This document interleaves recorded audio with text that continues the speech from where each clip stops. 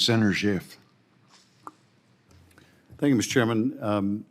Mr. Lindberg, as you know, I come from California, and we are very much in the specialty crop business, really proud of the whole agricultural industry in California and to be the #1 agriculture producing state, as I remind my colleagues.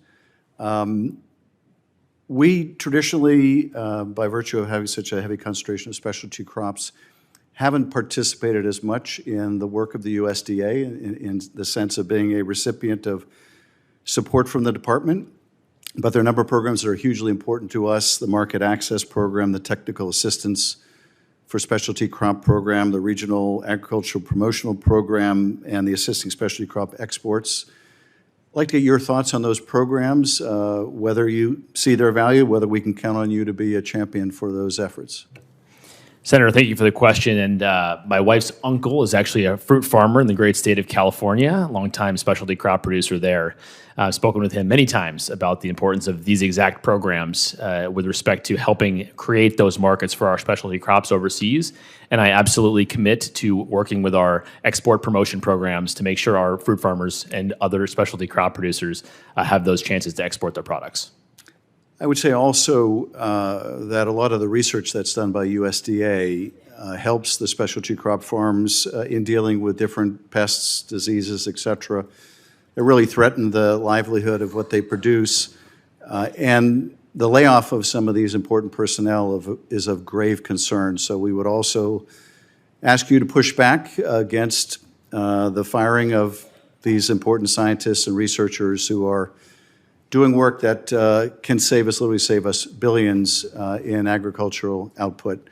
Mr. Westhill, I wanted to ask you about the USDA's history and the present. And in terms of the history, obviously the department has an incredible history, very important institution in our society going back to the days of Lincoln.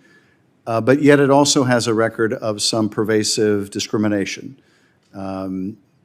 What is your commitment to making sure that the USDA serves a diverse group of farmers? In California, we not only have an extraordinarily diverse set of crops, we have an extraordinarily diverse set of farmers. And I want to make sure that farm programs are accessible to all the farmers, and not only is there no discrimination, but there are affirmative efforts made to make sure that farmers are aware of these programs and that that there is the outreach so that all can participate. And I'd like to get your thoughts on combating the historic discrimination within the department and also making sure that we're reaching a diverse group of farmers in the country.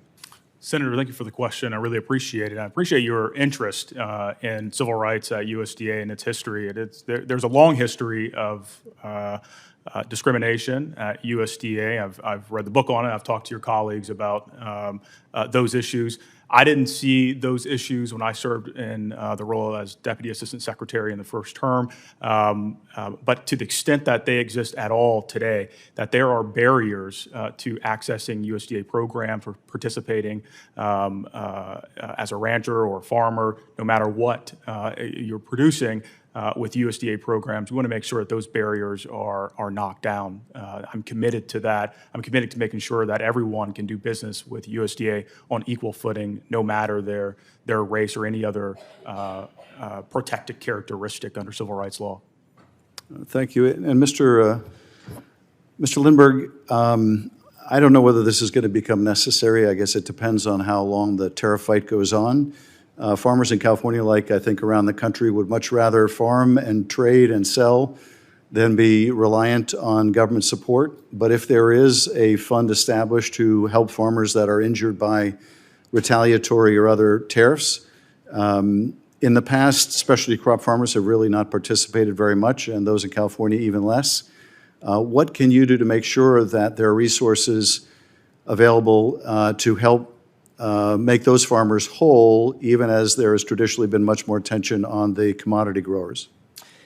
Senator, I believe that there were going to be a number of new trade deals signed in the not too distant future, that those programs will not be necessary. But should they become necessary, I will absolutely commit to making sure that the specialty crop producers in our country are represented and have the chance to apply just like any other farm commodity groups.